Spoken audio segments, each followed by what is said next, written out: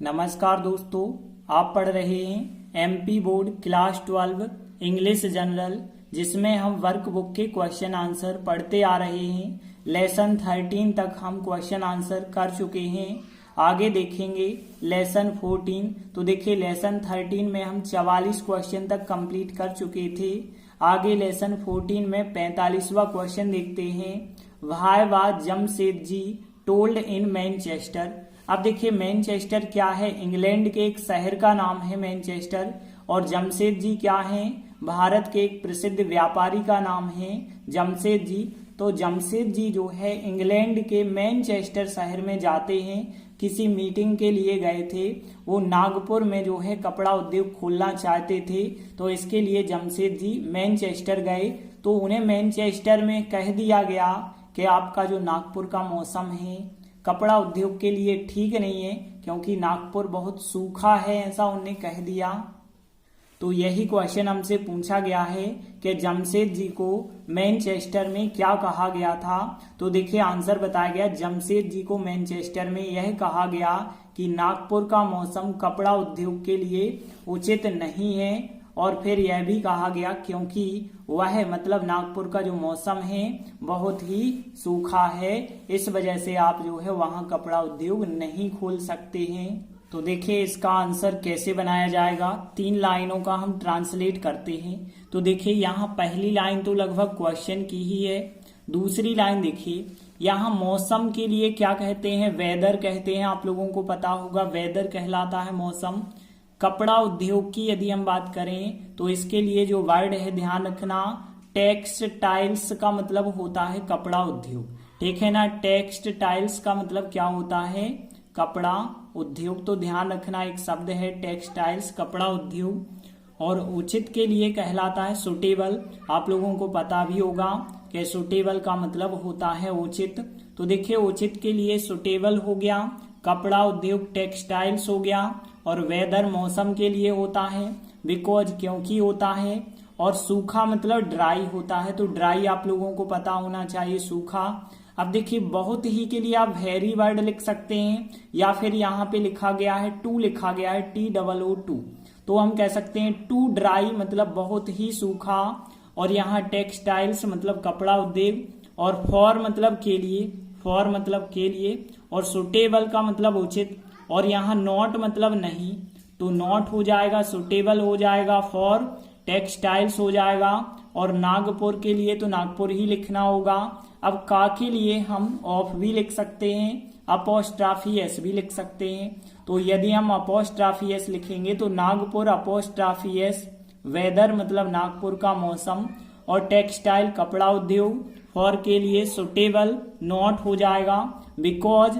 अब वह मतलब नागपुर का मौसम, तो वह के लिए कोई लड़का लड़की तो है नहीं, इट लिखना होगा। और टू ड्राई मतलब बहुत ही सूखा। और देखिए पहली लाइन लगभग क्वेश्चन की है। तो देखिए यहाँ पे पहली लाइन का ट्रांसलेट कैसे होगा, वाज सहायक क्रिया अब अपने स्थान पे लगा दी जाएगी। तो देखिए यहाँ से यहाँ तक लाइन क्वेश्चन की हो गई कि Jamshedji was told in Manchester, और लास्ट में लिख देंगे आप की के लिए दैट। तो Jamshedji was told in Manchester that मतलब की। फिर इसके बाद देखिए नागपुर का मौसम हो जाएगा सब्जेक्ट। इसके बाद देखिए सहायक क्रिया क्या आएगी, ध्यान देना। कहा गया है नागपुर का मौसम कपड़ा उद्योग के लिए उचित नहीं है। देखिए है शब्द जरूर आ रहा, लेकिन हम था के सापेक्ष वाक्य बनाएंगे। क्यों बनाएंगे, क्योंकि पास्ट की घटना है। तो यहाँ पास्ट की घटना है, इस वजह से हम यहाँ पे सहायक क्रिया लगाएंगे वाज। तो नागपुर वेदर मतलब नागपुर का मौसम वाज नॉट सुटेबल उचित नहीं था, फॉर टेक्सटाइल्स मतलब कपड़ा उद्योग के लिए, बिकॉज इट क्योंकि वह। अब देखिए यहाँ भी है जरूर लिखा है, लेकिन हम था के लिए वाक्य बनाएंगे तो वाज सहायक क्रिया फिर आ जाएगी। तो यहाँ because it was too dry हो जाएगा। तो देखिए पूरा आंसर फिर क्या बना, Jamshedji was told in Manchester that मतलब कि Nagpur weather was not suitable for textiles because it was too dry. तो देखिए आंसर क्या बना है, Jamshedji was told in Manchester that, बस यहाँ पे लगाया। फिर नागपुर वेदर, नागपुर का मौसम, वाज नॉट सुटेबल उचित नहीं था, फॉर टेक्सटाइल्स कपड़ा उद्योग के लिए, because it was too dry क्योंकि वह बहुत ही सूखा था। तो देखिए ज्यादा कठिन आंसर नहीं है, एक दो बार आप ट्राई करेंगे बिल्कुल बन जाएगा। और यह आईएमपी भी है क्योंकि 2011 में पूछा गया क्वेश्चन है। इसके बाद देखेंगे अगला क्वेश्चन जो 2019 में पूछा गया क्वेश्चन है। तो देखिए 46वां क्वेश्चन है, वाई वाज जमशेदजी को क्यों प्रोहिबिटेड का मतलब होता है रोकना, तो जमशेदजी को क्यों रोका गया फ्रॉम इंटरिंग, इंटर क्या होता है प्रवेश करना, तो प्रवेश करने से, वो कहाँ पे प्रवेश करने से, द मजेस्टिक होटल, इंग्लैंड की होटल का नाम है मजेस्टिक होटल।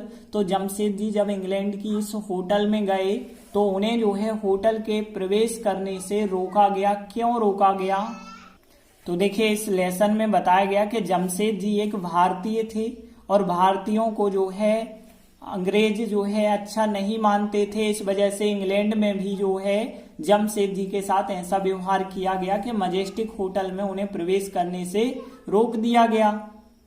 तो देखिए यहाँ आंसर बताया गया, जमशेदजी को मजेस्टिक होटल में प्रवेश करने से इसलिए रोका गया क्योंकि वह एक भारतीय थे, मतलब हम कह सकते हैं इंडियन।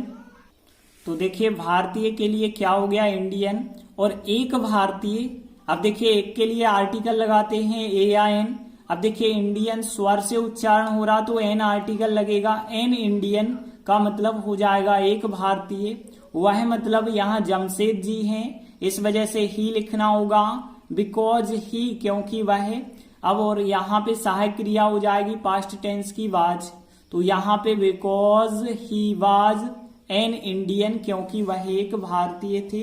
बस इतना बस आपको याद रखना है, because he was an Indian क्योंकि वह एक भारतीय थे।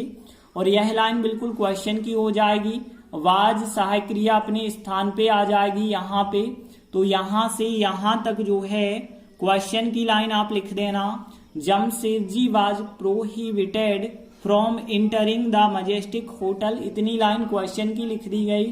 फिर लिखा because he was an Indian क्योंकि वह एक भारतीय थे। तो देखिए आंसर क्या बताया गया, एक लाइन क्वेश्चन की कि Jamshedji was prohibited from entering the majestic hotel, फिर because he was an Indian क्योंकि वह एक भारतीय थे। तो देखिए यह ज्यादा कठिन नहीं है, बिल्कुल आसानी से याद हो जाएगा। इसके बाद देखते हैं अगला क्वेश्चन, भले ही यह परीक्षा में नहीं आया लेकिन फिर भी हम इसे आईएमपी कहेंगे। तो देखिए 47वां क्वेश्चन क्या है, व्हाई वेयर ब्रिटिश टैंक्स, मतलब यहाँ ब्रिटिश के जमाने के जो टैंक होते थे उन्हें कॉल्ड मतलब कहा जाता था, टाटा नगर्स कहा जाता था। जो ब्रिटिश मतलब अंग्रेजों के शासन काल में जो पानी के टैंक बनते थे उन टैंकों को टाटा नगर्स कहा जाता था। क्यों कहा जाता था यह हमें बताना है। तो देखिए इस पाठ में बताया गया है कि जो ब्रिटिश जमाने में टैंक बनते थे वो स्टील के बनते थे और उनका जो स्टील आता था वो टाटा नगर नामक शहर से आता था, इस वजह से उन टैंकों को टाटा नगर ही कहा जाने लगा था।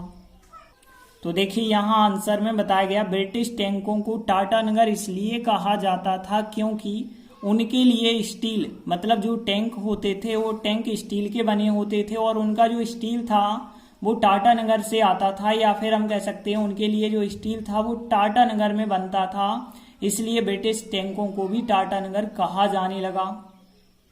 तो देखिए अब हम इन दो लाइनों को कैसे ट्रांसलेट करते हैं। स्टील के लिए स्टील, टाटा नगर को टाटा नगर कहेंगे इन मतलब में, और बनता था, देखिए बनना जो होता है मेक क्रिया, और मेक क्रिया का सेकंड और थर्ड फॉर्म क्या होता है मेड होता है। और ध्यान देना के लिए फॉर हो जाएगा, उनके लिए यदि हम कहें तो फॉर देम होगा, ठीक है ना। दे देम दियर तीन फॉर्म होते हैं, तो उनके लिए क्या कहा जाएगा देम, तो फॉर देम हो जाएगा उनके लिए। स्टील को स्टील कहेंगे, टाटा नगर को टाटा नगर इन मतलब में, और बनता था मतलब यहाँ पे मेड हो जाएगा। अब ध्यान से समझना, एक लाइन बिल्कुल क्वेश्चन की है और आपको पता है इसलिए और क्योंकि एक साथ आता है, तो इसलिए को हम बिल्कुल नहीं लिख सकते हैं, केवल यहाँ पे बिकॉज लिखेंगे क्योंकि के लिए। तो देखिए यहाँ से यहाँ तक जो है क्वेश्चन की लाइन हो जाएगी कि ब्रिटिश टैंकों को वेयर सहायक क्रिया लगा के कॉल्ड टाटा नगर कहा जाता था बिकॉज क्योंकि। ध्यान देना, यहाँ एक लाइन क्वेश्चन की हो गई कि ब्रिटिश टैंक्स वेयर सहायक क्रिया कॉल्ड टाटा नगर्स, मतलब ब्रिटिश वाले जो टैंक थे उन्हें टाटा नगर कहा जाता था बिकॉज क्योंकि। और फिर यहाँ पे हम लिखेंगे द स्टील फॉर देम, उनके लिए जो स्टील है, द स्टील फॉर देम उनके लिए स्टील, ठीक है। द स्टील फॉर देम मतलब उनके लिए जो स्टील था बनता था। देखिए यदि हम बात करें स्टील बनता था, वैसे लग तो रहा पास्ट सिंपल, लेकिन यहाँ पे स्टील थोड़ी कोई सब्जेक्ट है कि स्टील जो है बनाने का काम करेगा। बनाने का काम तो कोई और व्यक्ति कर रहे होंगे, मतलब यह वाक्य है पैसिव वॉइस। तो पास्ट सिंपल के पैसिव वॉइस में वाज वेयर के बाद थर्ड फॉर्म लगता है तो वाज मेड कह सकते हैं हम। तो यहाँ द स्टील फॉर देम उनके लिए जो स्टील था वो वाज मेड बनता था इन टाटा नगर, मतलब टाटा नगर में बनता था। तो देखिए यह लाइन क्वेश्चन की हो गई, ब्रिटिश टैंक्स वेयर कॉल्ड कहा जाता था टाटा नगर्स कहा जाता था बिकॉज क्योंकि द स्टील फॉर देम उनके लिए जो स्टील था वाज मेड बनता था इन टाटा नगर में बनता था। तो देखिए आंसर बताया गया है, एक लाइन क्वेश्चन की है British tanks were called Tatanagars और फिर बिकॉज क्योंकि द स्टील फॉर देम उनके लिए जो स्टील था वाज मेड बनता था इन टाटा नगर में बनता था। तो देखिए यह आंसर ज्यादा कठिन नहीं था, आप लोगों से बन जाना चाहिए। इसके बाद देखिए अगला क्वेश्चन जो है 2017 में आया हुआ क्वेश्चन है। तो देखिए अगला क्वेश्चन 48वां क्या है, व्हाट हैपन्स क्या होता है व्हेन यू जब आप ड्रीम मतलब होता है सपना, स्वप्ने या स्वप्ने देखना भी होता है। तो जब आप देखते हैं कोई बड़ा स्वप्ने देखते हैं, ड्रीम बिग लिखा है ना, तो बड़ा स्वप्ने देखना, तो क्या होता है जब आप कोई बड़ा स्वप्ने देखते हैं। तो देखिए जमशेद जी कह रहे हैं जब आप कोई बड़ा स्वप्ने देखेंगे, मतलब हम एक एग्जाम्पल देके बताएं, यदि आप बड़ी परीक्षा की तैयारी करेंगे तो जो छोटी मोटी परीक्षाएं होती हैं वो तो आप आराम से निकाल पाएंगे। तो यहाँ जमशेद जी भी कहते हैं कि यदि आप कोई बड़ा सपना देखते हैं तो वो बड़ा सपना यदि पूरा नहीं हो पाता तो उसमें का कुछ भाग जो है निश्चित ही पूरा होगा और आपको वास्तविकता में बदल के प्राप्त हो जाएगा। जैसे आप यदि बहुत अच्छी तैयारी कर रहे हैं, मेरिट लिस्ट में आने की तैयारी कर रहे हैं, यदि आप मेरिट लिस्ट में नहीं भी आ पाएंगे तो बहुत अच्छे नंबर आपके आ जाएंगे, मतलब हम कह सकते हैं कि आप जितने अंकों की आशा कर रहे थे उसमें का कुछ तो आपको जरूर प्राप्त होगा। तो देखिए आंसर क्या बताया गया, जब हम कोई बड़ा सपना देखते हैं तो निश्चित ही उसमें का कुछ, मतलब उस बड़े सपने में का कुछ भाग वास्तविकता में बदल के हमें प्राप्त हो जाएगा। तो देखिए अब हम इस आंसर को कैसे ट्रांसलेट करते हैं, तो ध्यान देना यहाँ पे कौन कौन से वर्ड, रियलिटी होती है वास्तविकता, रियलिटी क्या होती है वास्तविकता, सम मतलब होता है कुछ, ऑफ मतलब का होता है, और उसमें का, अब उसमें का मतलब है उस बड़े सपने का, तो यहाँ उसमें के लिए हम इट कहेंगे। क्यों कहेंगे, क्योंकि सपना जो है आपका वो ही सी में तो है नहीं, इट में ही होगा। तो यहाँ पे इट हो गया, ऑफ हो गया और सम हो गया, रियलिटी हो गई वास्तविकता, और फिर निश्चित ही क्या होता है, श्योर का मतलब आप लोगों ने पढ़ा होगा, श्योर निश्चित, लेकिन श्योरली मतलब होता है निश्चित ही। तो के लिए हम ट्रांसलेट नहीं करते हैं, निश्चित ही मतलब हो जाएगा श्योरली हो गया, और फिर इट हो गया, ऑफ हो गया, सम हो गया, रियलिटी हो गई, और फिर प्राप्त होना जो होता है, ध्यान देना प्राप्त होना क्या होता है, गेट क्रिया होती है। अब प्राप्त हो जाता है, प्रेजेंट सिंपल होगा तो गेट्स आप कह सकते हैं, गेट्स मतलब प्राप्त हो जाता है। अब बदल कर के लिए देखिए यहाँ पे जो लिखा गया है वैसे चेंज होता है या ट्रांसलेट भी होता है, तो यहाँ पे जो है ट्रांसलेट लिखा गया, ट्रांसलेट भी कहते हैं ना, हिंदी अनुवाद कीजिए, मतलब एक भाषा से दूसरी भाषा में बदलिए। तो यहाँ पे बदलना भी जो होता है ट्रांसलेट इनटू होता है, ट्रांसलेटेड इनटू होगा यहाँ पे। तो ध्यान देना, यहाँ पे बस ध्यान देना, ट्रांसलेटेड का मतलब होता है बदल कर, और इनटू मतलब किसी चीज में बदलकर, तो ट्रांसलेटेड के साथ इनटू वर्ड और आप जोड़ दीजिए, तो ट्रांसलेटेड इनटू होगा किसी चीज में बदलकर। तो देखिए यहाँ पे कैसे इसका आंसर बनेगा, तो यहाँ पे देखिए निश्चित ही मतलब श्योरली हो जाएगा, और फिर उसमें का कुछ मतलब सम ऑफ और फिर इट। तो यहाँ पे इतना हम पूरा यदि कहें तो सम ऑफ इट मतलब उसमें का कुछ, ठीक है ना। तो श्योरली निश्चित ही, सम ऑफ इट उसमें का कुछ, ठीक है ना। तो सबसे पहले नंबर पे हमने लिखा श्योरली निश्चित ही, सम ऑफ इट उसमें का कुछ, गेट्स प्राप्त हो जाता है, ट्रांसलेटेड इनटू मतलब किसी चीज में बदलकर, और किस चीज में बदलकर, रियलिटी मतलब वास्तविकता में बदलकर। तो देखिए श्योरली निश्चित ही, सम ऑफ इट उसमें का कुछ, गेट्स प्राप्त हो जाता है, ट्रांसलेटेड इनटू मतलब किसी चीज में बदलकर, और किस चीज में, रियलिटी में बदलकर। देखिए अब एक लाइन क्वेश्चन की हो जाएगी, यहाँ पे यू लिखा है, यू की जगह हम हो गया, मतलब यहाँ पे क्या हो जाएगा, वी हो जाएगा। तो देखिए एक लाइन यहाँ पे क्वेश्चन की हो गई कि व्हेन वी ड्रीम बिग, जब हम कोई बड़ा सपना देखते हैं, तो श्योरली निश्चित ही, सम ऑफ इट उसमें का कुछ, गेट्स प्राप्त हो जाता है, ट्रांसलेटेड इनटू मतलब किसी चीज में बदलकर और रियलिटी में बदलकर। तो देखिए इस प्रकार से आंसर बनाया गया कि व्हेन यू की जगह वी कर दिया, तो व्हेन वी ड्रीम बिग एक लाइन क्वेश्चन की हो गई, श्योरली निश्चित ही, सम ऑफ इट उसमें का कुछ, गेट्स प्राप्त हो जाता है, ट्रांसलेटेड इनटू मतलब किसी चीज में बदलकर, किसमें, रियलिटी मतलब वास्तविकता में बदलकर। तो इस प्रकार से इस लेसन के सभी महत्वपूर्ण क्वेश्चन जो थे वो कंप्लीट हुए। धन्यवाद।